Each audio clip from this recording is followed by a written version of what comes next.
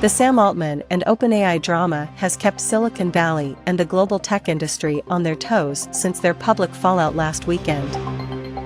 The almost daily twists and turns could put a Netflix drama to shame. From being fired from a company he co-founded, to joining Microsoft, triggering a suspected mass resignation wave and then finally rejoining OpenAI, which sacked him. The last few days have been a roller coaster ride for Altman and OpenAI.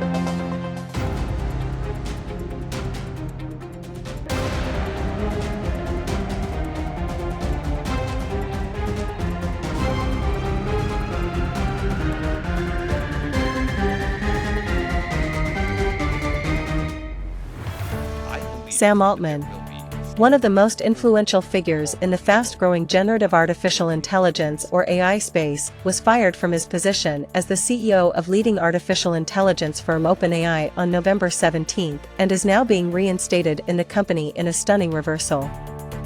In a post on X on November 22, OpenAI wrote, "We have reached an agreement in principle for Sam Altman to return to OpenAI as CEO with a new initial board of Brett Taylor, Chair, Larry Summers, and Adam D'Angelo. We are collaborating to figure out the details. Thank you so much for your patience through this." Soon after, Altman posted on X, saying, "I love OpenAI, and everything I've done over the past few days has been in service of keeping this team and its mission together. When I decided to join Microsoft on Sunday evening, it was clear that was the best path for me and the team. With the new board and with Satya's support, I'm looking forward to returning to OpenAI and building on our strong partnership with Microsoft."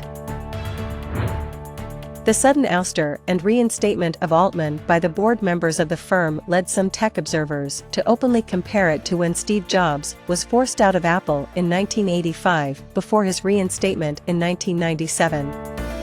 Just like Jobs' ouster from a company he once co-founded, the true reason behind Altman's sacking still remains a mystery, except the board's statement saying it had lost confidence in him.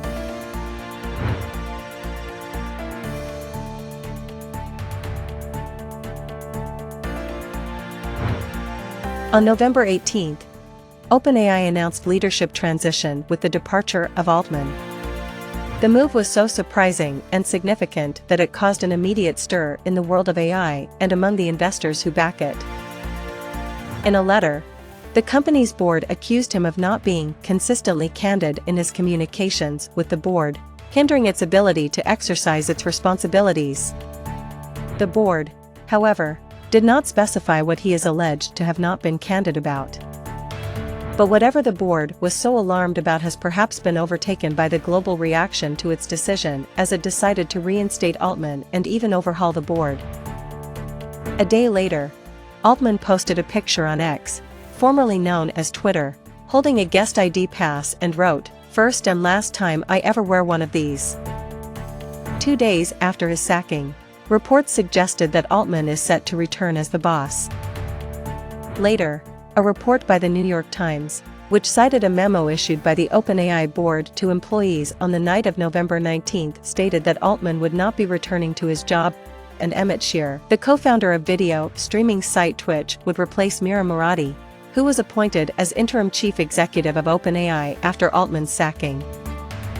On November 20, Microsoft CEO Satya Nadella announced that his company is hiring Altman and Greg Brockman, the former OpenAI president, to lead a new advanced AI research team.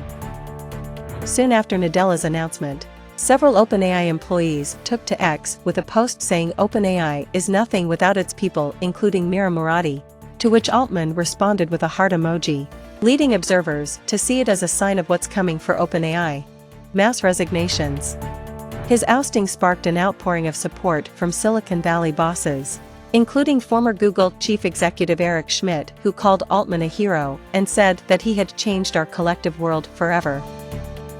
Set up as a not-for-profit in 2015, a restructuring of the firm in 2019 opened the door to billions of dollars in investment from Microsoft and gave a handful of people with no financial stake in the company the power to upend the project on a whim.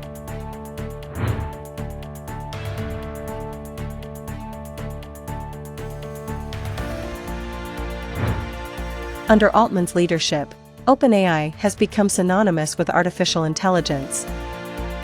The company helped set off a frenzy in the tech world after it released ChatGPT last year, with industry giants like Apple, Google, and Meta hurriedly beginning to develop their own artificial intelligence technology. Reports suggested that Altman's sacking had worried current and former employees that it might affect an upcoming $86 billion share sale. The firm's venture capitalist backers and the tech giant Microsoft, which has a $10 billion stake in OpenAI, had also called for his return, according to the Financial Times, before announcing his hiring. There may also have been fears of Altman setting up a rival company and taking OpenAI's top talent with him if he isn't reinstated as CEO. As per a report by The Guardian, Altman was telling investors he planned to launch a new company before his shock departure.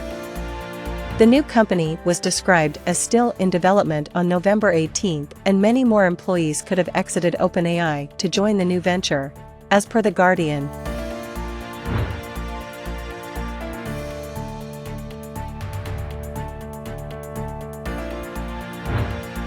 Earlier negotiations on Altman's return to the company had stalled over the makeup of the firm's board of directors, according to the New York Times report citing two people familiar with the matter.